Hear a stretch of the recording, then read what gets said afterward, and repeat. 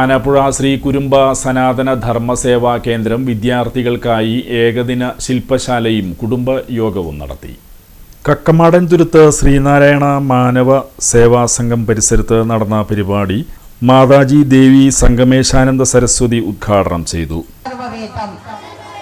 ആയുർവേദം, ധനുർവേദം, ഗാന്ധർവവേദം, സ്ഥാപത്യവേദം, ശിക്ഷ, കൽപ്പം, വ്യാകരണം, നിരുക്തം, ഛന്ദസ്, ജ്യോതിഷം, ന്യായം, മീമാംസ, ധർമ്മശാസ്ത്രങ്ങൾ, ഇതിഹാസ പുരാണങ്ങൾ, അങ്ങനെ 18 തത്വങ്ങളിൽ ഏറ്റവും അവസാനം വരുന്ന ഇതിഹാസ പുരാണങ്ങളിൽ ഇതിഹാസത്തിൽപ്പെട്ട മഹാഭാരതത്തിലാണ് നമ്മൾ ഇപ്പോൾ ചൊല്ലിയ ശ്രീമദ് ഭഗവത്ഗീത വരുന്നത് ഇല്ലേ.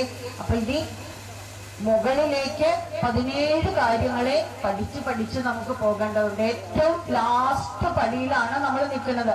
നമുക്ക് മുകളിലേക്ക് പോകണമെങ്കിൽ നമ്മുടെ സംസ്കാരത്തെ കുറിച്ച് പഠിക്കണം. നമ്മുടെ പാഠശാലയിൽ മുടങ്ങാതെ നിത്യവും വരണം.